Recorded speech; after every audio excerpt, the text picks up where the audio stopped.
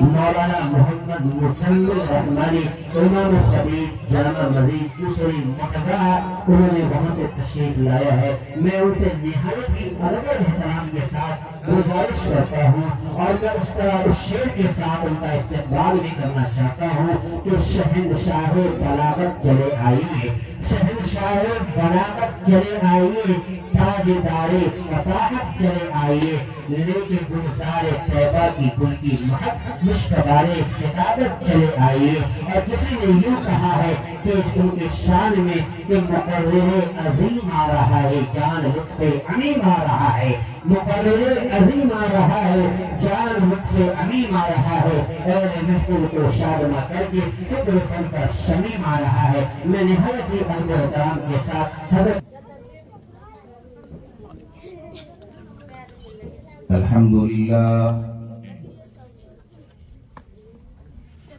لله نحمده ونستعينه ونستغفره ونؤمن به ونتوكل عليه ونعوذ بالله من شرور أنفسنا ومن سيئات أعمالنا من يهده الله فلا مضل له ومن يضلله فلا هادي له ونشهد أن لا إله إلا الله وحده لا شريك له ونشهد أن سيدنا وسندنا ونبينا ومولانا محمدا عبد الله عليه وعلى آله وأصحابه وبارك وسلم تسليما وكثيرا.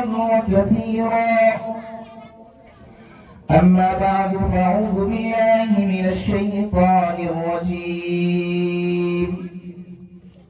بسم الله الرحمن الرحيم.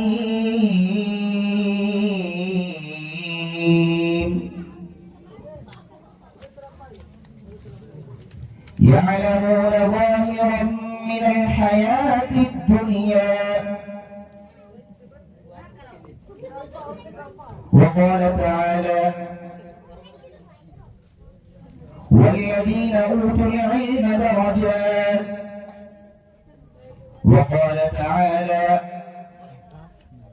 اقرأ باسم ربك الذي خلق وقال النبي صلى الله عليه وعلى آله وسلم خيركم من تعلم القرآن وعلمه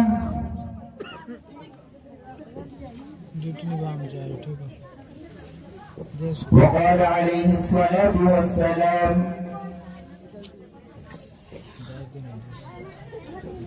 رلاتی حالت اے مسلمان مجھ کو رلاتی و تیری حالت اے مسلمان مجھ کو یہ عبرت خیز ہے تیرا فسانہ سب فسانوں میں یہ عبرت خیز ہے تیرا فسانہ سب فسانوں میں اگر مسلمان خواب غفلت سے بیدار ہو جائے اگر مسلمان خواب غفلت سے بیدار ہو جائے قسم خدا کی قوم کا سردار ہو جائے قسم خدا کی قوم کا سردار ہو جائے. میرے محترم بزرگوں، ہم اور نوجوان ساتھیوں اور پردے میں بیٹھ کر سننے والی عفت مآب خواتین اسلام، بڑی خوشی اور مسرت ہوئی آپ کو میں یہ پہلے بتا دیا کہ آپ کے امام صاحب ہمارے رفیق درس ہیں، ہمارے ساتھی ہیں، حافظ وقاری جناب نظام الدین صاحب. یہ ان کی محنت کا ثمرہ ہے، ان کی محنت کا نتیجہ ہے کہ آج ہم اور آپ یہاں پر یکجا ہیں.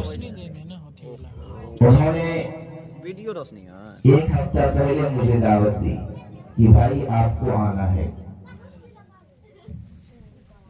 بڑا اصرار کیا حقیقتاً سفر بڑی طویل ہے ہماری، اور یہ سرد کا زمانہ طبیعت گوارا نہیں کرتا کہیں جانے کا، لیکن بڑے اصرار کے بعد ہمارے رفیق درس، ہمارے ساتھی، ہم لوگ ایک مدرسہ میں پڑھے ہیں،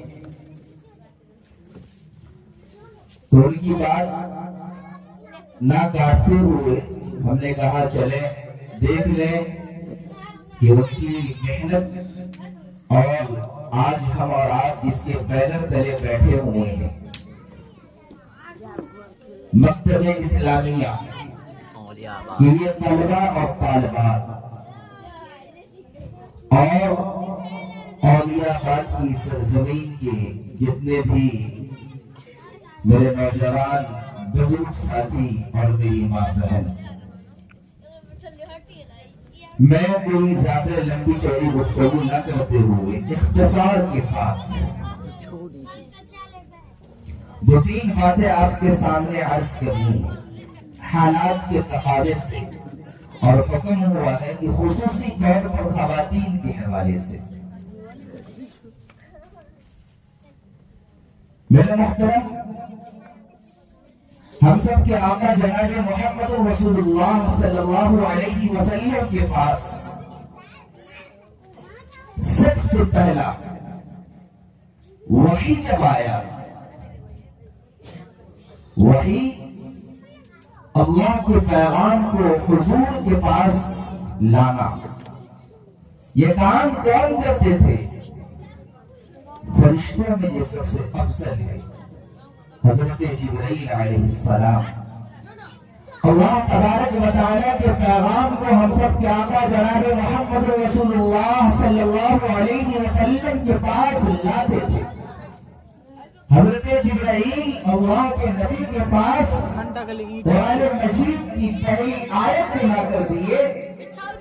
یہ آیت، وہ قرآن مجید کسی اور کی طرف اشارہ نہیں کر رہا تھا، وہ آیت یہ بات نہیں کہہ رہا تھا ہم صرف کھانا کھائے، ہم دنیاوی کام کریں، ہم دنیا کے عیش و عشرت میں زندگی گزارے، ہم اپنے تمام چیزوں میں لگے رہے، بلکہ ہمارے محبوب جناب محمد رسول اللہ صلی اللہ علیہ وسلم کے پاس جو سب سے پہلی وحی آئی وہ اقرا، اے میرے محبوب آپ پڑھیے، پڑھیے، پڑھنے کا حکم آیا تھا۔ لیکن آج ہمارے ایمان والے، مسلم معاشرے میں رہنے والے، مسلم سماج کے ننھے ننھے بچے اور بچیاں یہ تعلیم سے محروم ہے، تعلیم سے ناآشنا ہے، تعلیم سے ناواقف ہے۔ یہ کیوں؟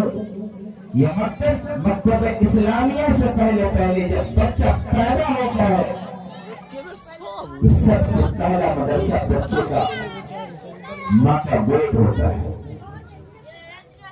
بچہ اگر ماں کے گود میں صحیح تربیت پا لیتا ہے اور ماں بظاہر ٹی وی، بظاہر موبائل فون، نہ جانے دنیا کی لغویات چیز کو چھوڑ کر اپنی زبان سے وہ لوگوں سناتی ہے لا الہ الا اللہ محمد رسول اللہ، تو وہ بچہ جب بڑا ہوگا نا، وہ بچہ دین کا سپاہی بنے گا، دین کا سپہ سالار بنے گا، کوئی امام بنے گا، کوئی خطیب بنے گا، کوئی دین کا رہنما بنے گا، وہ بچہ اپنی قوم کا رہنما بنے گا۔ لیکن آج میری ماں بہنوں، ہمارے اس ملک کی حالت اور نوعیت کو دیکھیے، یہ ملک کدھر جا رہا ہے؟ جہاں پر مسلمانوں کی حکومت تھی، جہاں پر مسلمان اپنی حکومت حکومت کو اچھے انداز سے پورا کر رہا تھا، آج وہیں پر مسلمان خستہ حالی میں پھنسا ہوا ہے۔ آج مسلمان جگہ جگہ رسوا ہو رہا ہے، آج مسلمانوں کو جگہ جگہ ذلت و پستی کے غار میں پھنسایا جا رہا ہے، آج مسلمانوں کی مسجدوں کو منہدم کرنے کی کوشش کی جا رہی ہے، مسلمانوں کے مکاتب کو ختم کرنے کی کوشش کی جا رہی ہے، مسلمان نام کو ختم کرنے کی کوشش کی جا رہی ہے۔ میرے محترم، اللہ کا قرآن اس بات کا گواہی دیتا ہے، فَلَنُذِيقَنَّهُم مِّنَ الْعَذَابِ الْأَدْنَىٰ دُونَ الْعَذَابِ الْأَكْبَرِ لَعَلَّهُمْ يَرْجِعُونَ۔ اللہ سے روگردانی کرے گا، اللہ تبارک و تعالیٰ ایسا عذاب مسلط کر دے گا، ایسا عذاب مسلط کر دے گا جو انسان سوچ بھی نہیں سکتا ہے، اس کے اوپر ایسے ظالم بادشاہ کو مسلط کر دے گا جس کا رہنما کوئی نہیں بن سکتا۔ لائیو نے چلیے تم کیا سمجھتے ہیں؟ سمجھے والا بیان ہو رہا ہماری حکومتوں میں خرابی، ہم پیمان کہتے ہیں نا، سب سے بڑے پیمان ہم، سب سے بڑے بے حس ہم، سب سے بڑے نکارے ہم، کیونکہ اللہ تبارک و تعالیٰ نے ہمیں قرآن والا بنا کر دنیا میں بھیجا، ہمیں حدیث والا بنا کر بھیجا، ہمیں رسول کی سنت پر چلنے والا دنیا میں بنا کر بھیجا۔ لیکن میری ماں بہنوں، ہم رسول اللہ صلی اللہ علیہ وسلم کی سنت پر عمل کرنے والے ہیں۔ ابھی 2 سے کیسے ہو رہا؟ ہم اپنا مشاہدہ کریں، اپنے دامن کو چاک کر کے دیکھیں، حقیقی معنوں میں آج ہماری ذلت و پستی کا سبب کیا ہے۔ آج ہم اگر تلاش کریں گے نا تو ہماری ذلت و پستی کا سبب ہم خود بنیں گے۔ جی بالکل، تاریخ اس بات کی گواہی پیش کرتا ہے۔ ایک مرتبہ کا واقعہ ہے، حضرت ابراہیم علیہ نبینا علیہ الصلوۃ والسلام راستے سے گزر رہے ہیں، ایک بکری چرواہا بڑا سا جھنڈ لے کر جا رہا ہے، بکری چرواہا بڑا سا جھنڈ لے کر جا رہا ہے اور یہ دعا پڑھ رہا ہے، سبحان ذی الملک والملکوت۔ اب حضرت ابراہیم کے کان میں یہ صدا گونج گئی اور حضرت ابراہیم نے اس چرواہے کو بلایا اور کہا بھائی ادھر آ، کہا بتا تو صحیح تو کیا پڑھا۔ حضرت ابراہیم علیہ السلام سے سوال کیا، تو بتا میں کچھ بھی پڑھوں تجھ سے کیا مطلب۔ حضرت ابراہیم نے کہا بھائی جو پڑھا ہے پھر سے ہم کو سنا، تیرے کلمات بڑے عجیب تھے، تیرے کلمات ہمارے دل کو جھنجھوڑ ڈالا ہے، آخر وہ کلمہ ہے کیا، ہم نے صحیح سے نہیں سنا۔ انہوں نے شرط رکھ دی، اگر میں پڑھوں تو کیا دے گا؟ اگر میں پڑھوں، حضرت ابراہیم کے پاس بکریاں تھیں اور ایک شخص گزر رہا تھا، کہیے میرے پاس جو لیبر ہے نا میں اس کے عوض میں سارا دے دوں گا۔ کہا ایک مرتبہ سنا دے، کہا ٹھیک ہے میں سناتا ہوں۔ حضرت ابراہیم ہاتھ باندھ کے کھڑے ہوئے اور وہ شخص یہ کلمات پڑھتا ہے، سبحان ذی الملک والملکوت۔ حضرت ابراہیم کو بڑا اچھا معلوم ہوا، دل کے اندر جس طریقے سے انسان کو کوئی چیز حاصل ہو جاتی ہے، انسان کسی چیز کو پا لیتا ہے تو انسان اطمینان محسوس کرتا ہے، تو حضرت ابراہیم کو ایسا لگا کہ ہم نے کوئی چیز حاصل کر لی اور قلب کے اندر، دل کے اندر بڑا سکون ملا، بڑا اطمینان ملا۔ کہا بھائی ایسا کرنا، ذرا پھر سے سنا دے۔ کہا آپ کیا دے گا؟ آدھی جو باقی وہ لے لینا۔ کہا ٹھیک ہے، پھر پڑھا وہی کلمات، وہی دعا پھر پڑھ رہے۔ حضرت ابراہیم کو پھر تشکی نہ ہوئی، پھر کہا پھر پڑھ، اب تیرے پاس کیا ہے؟ کہا یہ جو بکریاں ہے نا میں اس کو چرانے والا چرواہا بن جاؤں گا۔ کہا کیسے؟ تو تیرے پاس رہ کر میں اس بکری کو چراؤں گا، آپ جانتے ہیں نا حضرت ابراہیم علیہ السلام کون ہے؟ حضرت ابراہیم جس کی یاد میں ہم قربانی پیش کرتے ہیں بقرعید کے زمانے میں، جب ساری چیز ہو گئی آخر میں چرواہا بھی بن گئے، حضرت ابراہیم علیہ السلام سے کہا گیا، میں بڑا اختصار سے بتا رہا ہوں شارٹ کٹ میں، کہا بھائی ذرا سن، یہ تیری بکری تیرے پاس، میں تیرے دل کو جانچنا چاہتا تھا، میں یہ پرکھنا چاہتا تھا تیرے دل کے اندر خدا کی وحدانیت موجود ہے یا نہیں، تیرے دل کے اندر خدا موجود ہے یا نہیں، تو خدا کا پیکر ہے یا بندے کا پیکر ہے۔ آج ہم اور آپ یہ دنیا کی تمام چیزیں، تمام اشیاء ہمارے لیے، ہم سبوں کے لیے، اور ہم سب کس کے لیے جانتے ہیں؟ ہم سب کس کے لیے؟ ہم سب اللہ کے لیے، صحیح نا؟ دنیا کی تمام اشیاء اللہ تبارک و تعالیٰ نے دنیا کے اندر جتنے چیز پیدا کی، درخت ہو، گاڑی ہو، گھوڑا ہو، مکان ہو، جو بھی چیز ہو، یہ سب ہماری سہولتوں کے لیے، یہ پانی، یہ ہوا، یہ آگ، یہ ساری چیز ہماری سہولت کے لیے، ہمارے لیے۔ کتابوں کے اندر آتا ہے دنیا کی تمام چیز ہمارے لیے ہے اور ہم اللہ کے لیے۔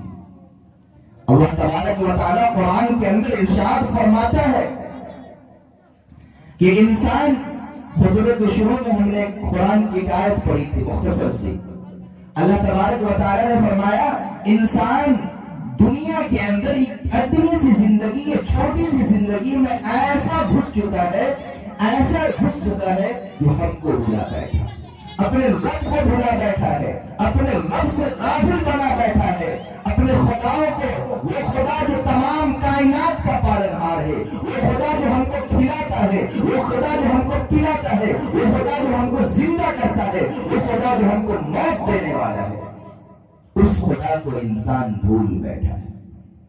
اب ظاہر سی بات ہے جب ہم خدا کو بھول جائیں گے، ہمارے اندر دین کی لگن، دین کی طرف موجود نہ ہوگی، جب ہم نماز نہ پڑھیں گے، جب ہم روزہ نہ رکھیں گے، جب ہم دین کے کام کو انجام نہ دیں گے، بھلا بتاؤ میری ماں بہنوں، آپ کے اندر دین کا جذبہ نہ ہوگا، آپ اپنے بچے سے کیا امید رکھیے گا؟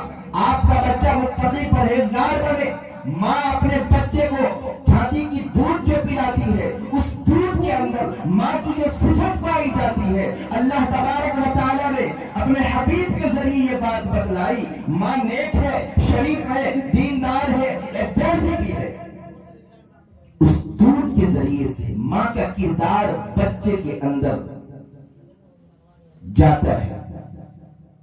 ماں اپنے بچے کو، اپنے لخت جگر کو دودھ پلاتی ہے نا، تو ماں کا جیسا صفت رہے گا، ماں کا جیسا صفت رہے گا، ماں اگر حقیقی معنوں میں دیندار ہوگی تو وہ بچہ، اس کے اندر، اس کے جسم کے اندر جو صفت بنے گی، وہ بچہ بڑا ہو کے دیندار ہی بنے گا۔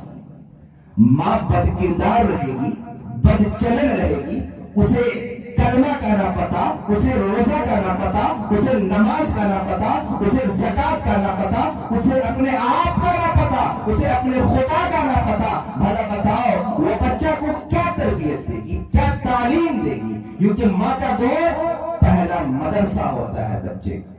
اگر اس مدرسے سے بچہ پاس ہو گیا، اس ماں کے گود سے، اس مدرسے سے بچہ صحیح تربیت پا لیا، خدا کی قسم ماں اگر نیک اور شریف خاتون ہے، متقی اور پرہیزگار خاتون ہے، وہ بچہ بھی پرہیزگار بنے گا۔ ایک بادشاہ تھا، انہوں نے اپنے رعایا کو اور اپنے حکمرانوں میں، اپنی حکمرانی میں اپنے ملازموں کو، اپنے حکاموں کو آرڈر دیا، حکم نافذ کیا کہ بھائی جاؤ اور جا کر جنگ لڑو، ہمارے لیے جنگ لڑو۔ خبر آئی کہ بادشاہ سلامت جنگ ہار گئے۔ کیا خبر آئی؟ میری ماں بہنوں، یہ آپ توجہ دیجیے گا، یہ مثال آپ کے لیے۔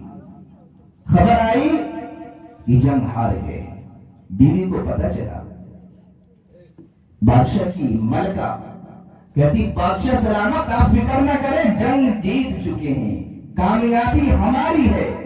بادشاہ بڑا بھڑکا کہ تم گھر کے چہار دیواری کے اندر قید ہو, اندر بیٹھی ہوئی ہو, آخر تجھے کیسے پتا کہ جنگ جیت گئے ہیں یا ہار گئے ہیں؟ جو خبر آئی ہے وہ خبر کیسے غلط ہو سکتی ہے؟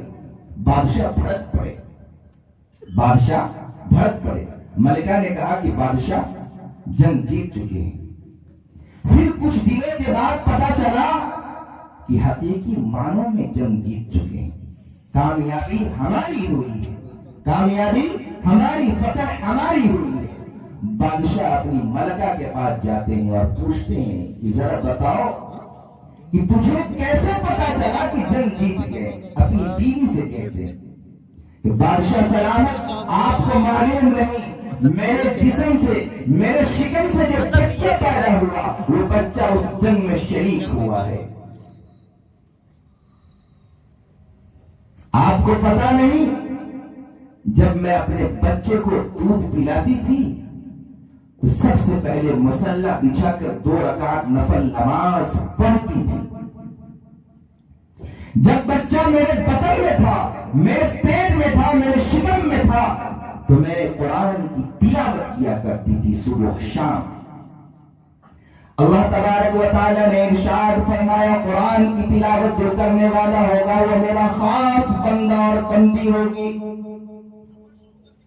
اس بندے کو اللہ رب العزت اپنی خاص تعلقی نصیب فرمائے گی. جیسے ہم کہتے ہیں کہ ہمارا یہ پڑوسی ہے, اسی طریقے سے اللہ تبارک و تعالی کا خاص رہے گا, بالکل خاصم خاص. ہمارے حبیب نے فرمایا.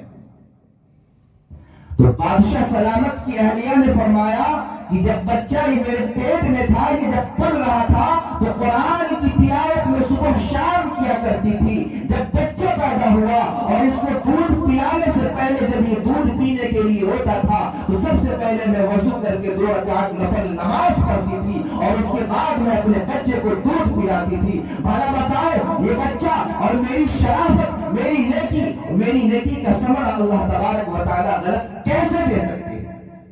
ہمیں یقین تھا نیک ماں, قرآن پڑھنے والی ماں اور تہجد گزار ماں جو اپنے بچے کو 2 رکعت نفل نماز پڑھ کے دودھ پلانے والی ہوگی, وہ بچہ جنگ میں جائے گا اور شکست کیسے پا جائے گا؟ یہ ممکن ہی نہیں, یہ ناممکن ہے. اس کے ایمان کا تقاضا دیکھیے, اس کی دل کی مضبوطی دیکھیے. میری ماں بہنوں, میں آپ سے یہ التجا کر رہا ہوں, گزارش کر رہا ہوں, یہ آپ کے لیے پیغام ہے. دن بدن ہمارے حالات بگڑتے جا رہے ہیں, روز مرہ ہمارے اوپر حملہ ہو رہا ہے, روز مرہ ہمارے حالات بگڑ رہے ہیں, ہماری جگہوں کو ہم سے چھینا جا رہا ہے, ہمیں ذلیل رسوا کیا جا رہا ہے, ہمیں ایسا کیا جا رہا ہے جیسے پہلے کبھی نہیں ایسا کیا گیا تھا. لیکن یاد رکھیے, میں مرد سے کہوں گا, اپنے نوجوان دوستوں سے کہوں گا, اللہ کی نافرمانی سے بچو, اللہ کی نافرمانی سے بچو. اللہ کو راضی کیجئے, اللہ کو اپنا لیجئے. دنیا کے اندر کسی دوست کو یا کسی تھانے دار کو دوستی کرنا ہو تو اس کے لیے کچھ تحفہ لے جانا پڑے گا, کچھ تحائف لے جانے پڑیں گے, کچھ پیسے خرچ کرنے پڑیں گے اور جھوٹ بھی بولنے پڑیں گے, تب کسی سے دوستی ہو سکتی ہے. لیکن میرا رب ایسا کمال والا ہے, ایسا جمال والا ہے, اس کے اندر ایسی خوبصورتی ہے, اس سے دوستی کرنے کے لیے میرے محترم بزرگوں اور دوستوں کوئی جھوٹ بولنے کی ضرورت نہیں, کوئی پیسہ دینے کی ضرورت نہیں, کسی چیز کی ضرورت نہیں. آپ اللہ کے گھر میں جاؤ اور 2 رکعت نماز پڑھو اور اللہ سے گر گراؤ. اللہ تبارک و تعالیٰ آپ کے تمام پچھلے خطاؤں کو معاف فرما دے گا اور اللہ تبارک و تعالیٰ سے آپ کی اچھی خاصی دوستی بھی ہو جائے گی. یہ کام تو مرد حضرات کریں گے, خواتین کیا کریں گی؟ خواتین کا ہمارے ادھر بھی, میں غالباً آپ کے یہاں پہلی دفعہ حاضری ہوئی ہے, یہ باشنی کے علاقے میں برابر آتا رہتا ہوں, تو میں دیکھتا ہوں خواتین کے حوالے سے 2-4 خواتین ایک جگہ بیٹھ گئی, اور اس کی غیبت اس کی غیبت، یہ چغل خوری وہ چغل خوری، ساری چیز لے کر بیٹھ جاتی ہے۔ یہ چغل خوری بہت بڑی گناہ ہے میری ماں بہنوں۔ ایک دوسرے کی برائی اپنی زبان سے کرنا بہت بڑی سخت گناہ ہے۔ اس کی پکڑ سے اللہ تبارک و تعالیٰ بھی آپ کو نہیں چھڑا سکتا۔ یاد رکھیے گا، آپ جس کی خلاف ورزی کر رہی ہو، جس کی برائی کر رہی ہو، حقیقی معنوں میں اس کے اندر اگر برائی ہے، حقیقی معنوں میں بھی اس کے اندر اگر برائی ہے، تب بھی آپ گناہ کر رہی ہو، کیونکہ اس کے پیٹھ پیچھے کہہ رہی ہو، اس کے سامنے نہیں کہہ رہی۔ یہ چیز زنا سے بھی بڑھ کے ہے۔ کیا؟ چغل خوری یہ زنا سے بھی بڑھ کے ہے۔ تو اس چیز سے حفاظت کرنی، اور آپ اپنے بستی کے اندر، اولیاء آباد کے اندر، میں خواتین سے کہنے جا رہا ہوں، آپ اپنے اندر دینی جذبہ کو بیدار کرو، اور یہ اپنے ننھے ننھے معصوم بچوں کو اپنی ہسٹری، اپنی تاریخ بتاؤ، ہماری تاریخ کیا تھی، ہمارے پرکھوں کی تاریخ کیا تھی، اس تاریخ کو بتانی ہے، کیونکہ ہماری ہسٹری کو، ہماری جغرافیہ کو، ہماری تاریخ کو اس ہندوستان کے اندر مٹانے کی کوشش کی جا رہی ہے، ہماری تاریخ کو صفحہ ہستی سے ختم کرنے کی کوشش کی جا رہی ہے۔ اگر ہمارے ان ننھے منھے بچے، یہ معصوم بچے کو ہماری تاریخ نہیں پتا رہے گا، تو پھر بتائے کہ ہمارے آباء و اجداد نے زندگی گزار دی، ہم اپنی زندگی گزار دیں گے، ہمیں اپنی ہسٹری پتا رہے گا، ہمارے ہسٹری کے اندر ہم اور آپ، ہم اللہ والے ہیں، ہم اللہ کو ماننے والے ہیں، ہم کلمہ لا الہ الا اللہ محمد رسول اللہ کے نعرہ کو بلند کرنے والے ہیں۔ یہی ہماری ہسٹری ہے، یہی ہماری تاریخ ہے۔ اگر اس بات کو یہ معصوم بچہ نہیں جانے گا، آج دیکھیے اسی ملک کے اندر معصوم بچیاں، کسی کا نام عائشہ ہے، کسی کا نام شبنم ہے، کسی کا نام فرزانہ ہے، کسی کا نام سمیہ ہے، کسی کا نام رقیہ ہے، وہ اسلام کے ماننے والی ہے، لیکن اپنے آپ کو کہتی ہے کہ ہم کسی اور چیز کا پوجا کرنے کے لیے جا رہے ہیں۔ دیکھتے ہوں گے نا سوشل میڈیا پہ آپ، وہ اقتدار کا شکار ہو گئی، کیونکہ اس کے ماں اور باپ نے دین کا علم نہیں سکھایا۔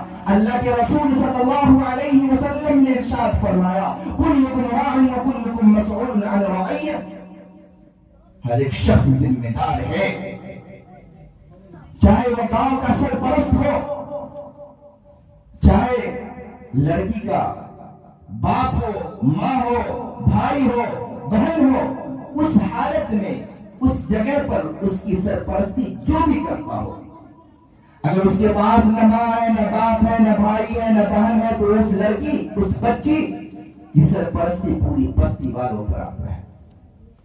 اگر ہماری بستی سے ایک بچیاں انتظار کی شکار ہو جاتی ہیں، اپنی مذہب کو چھوڑ کر دوسرے مذہب کو فالو کرنے لگتی ہے۔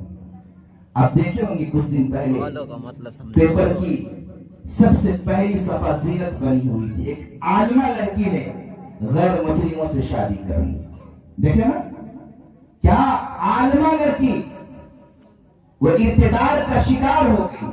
میری ماں بہنوں، میں آپ سے کہنا چاہتا ہوں کہ آج اس ملک کے اندر ناپاک اور گھٹیا شادی سے کی جاتی ہے، آپ کے لیے، میری معصوم بہنوں کے لیے، میری معصوم ماں کے لیے، وہ اپنے اپنے ہیلا اور بہانہ سے آپ سے ملاقات کرنے کے لیے آتے ہیں اور آپ کو اپنے جھانسے میں پھنساتے ہیں۔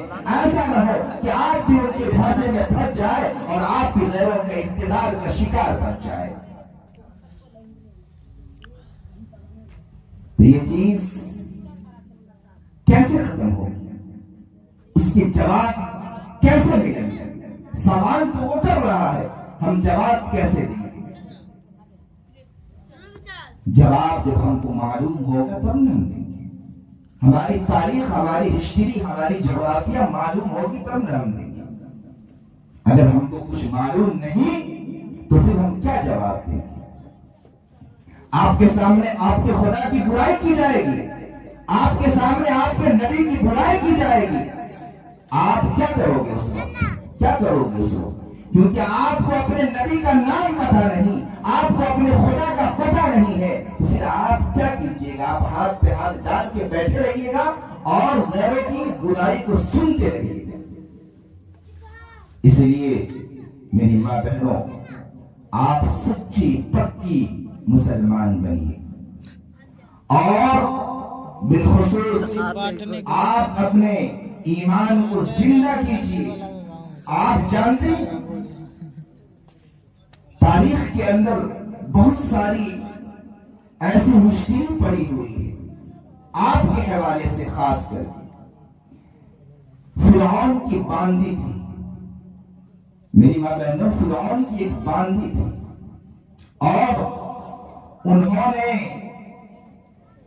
موسیٰ کے رب کا، اللہ کا دین اپنا لیا تھا، اور جب اللہ کا دین اپنا لیا، ایمان جب اپنا لیا، اور ایمان چھپنے سے بھی نہیں چھپتا ہے، فرعون کو پتا چلا بدبخت کو، تو ان کو بلایا اور کہا کہ ادھر آ، اور اپنے ملازموں سے کہا کہ جا تیل لا، اور تیل لانے کے بعد بڑا ہانڈی لایا گیا اور کہا کہ اس پہ آگ جلا اور اس پہ تیل ڈال۔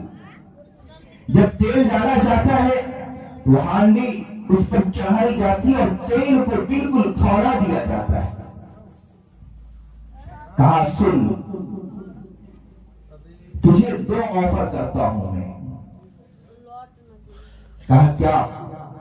کہا یا تو میری خدائی کو مان لے تو، یا تو میری خدائی کو مان لے، تجھے جو چاہیے میرے سے وہ میں تجھے دے دوں گا، تجھے مال و زر چاہیے مال و زر مل جائے گا، تجھے رہنے کے لیے گھر چاہیے وہ مل جائے گا، تجھے سونے اور چاندی چاہیے ساری کی ساری چیز مل جائے گی، لیکن ایک بات یاد رکھ، موسیٰ کے رب کو اگر چھوڑے گی تب، اگر تو موسیٰ کے رب کو نہیں چھوڑتی ہے، یہ گرم تیل میں ان کے پاس 2 لخت جگر بھی تھی، 2 معصوم بچی، ایک بچی 6 یا 7 سال کی تھی اور ایک چھوٹی سی 6 مہینے کی معصوم بچی تھی۔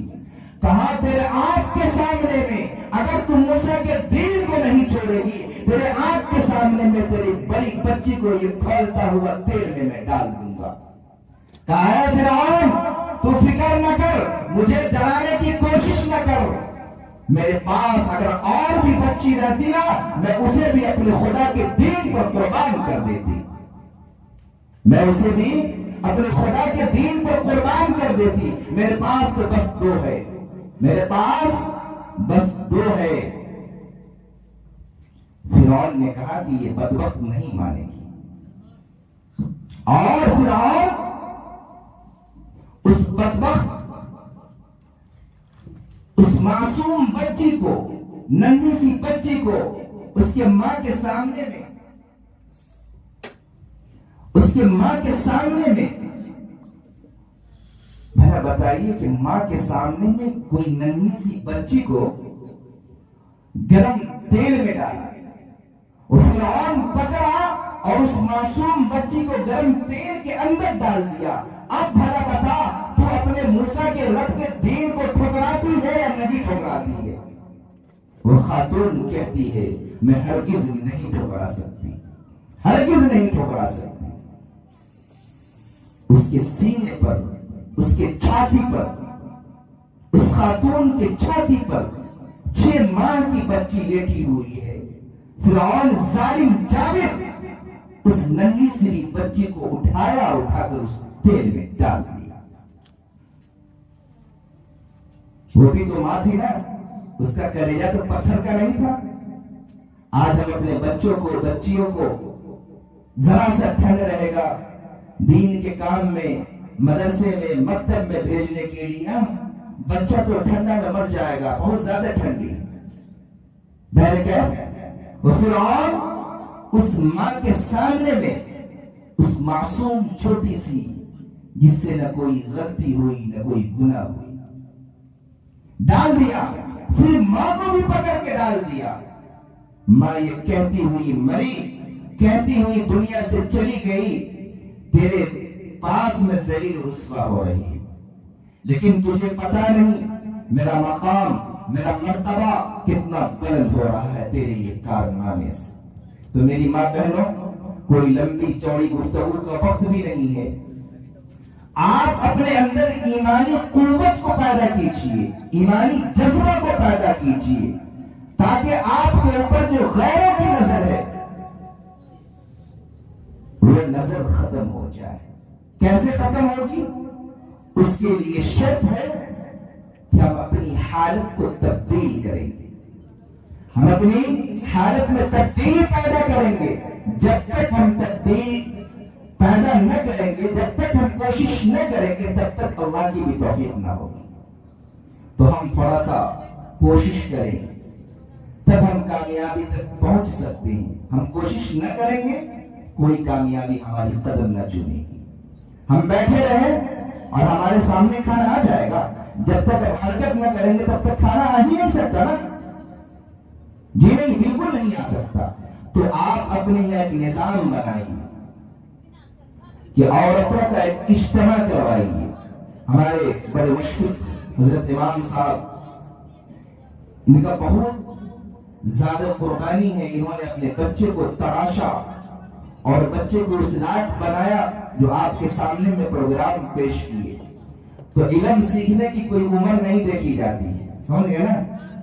इल्म किसी भी उम्र में सीख सकते हैं। आप ऐसा ना सोचें कि हम 40 साल की हो गए हैं, हम 40 साल के हो गए हैं तो हम इल्म से महरूम रह जाएंगे। इल्म सीखने का कोई भी, चाहे उम्र हमारा 50 हो, 60 हो, 70 हो, उससे कोई बहस नहीं। इल्म आप कभी भी सीख सकते हैं जब मौका आपके पास है तो।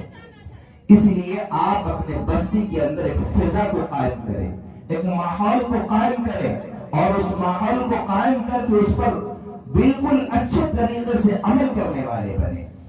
आपके इमाम साहब हफ्ते में एक दिन इज्तिमा का प्रोग्राम रखते हैं, 1 घंटे के लिए, सिर्फ 1 घंटे के लिए। जो खवातीन इज्तिमा में आएगी, जिनको नमाज का मसला नहीं पता, नमाज का तरीका नहीं मालूम, नियत हम कैसे बांधेंगे, अल्लाह अकबर हम कैसे कहेंगे, कोई भी चीज हमें मालूम नहीं है, उसका पता चल जाएगा।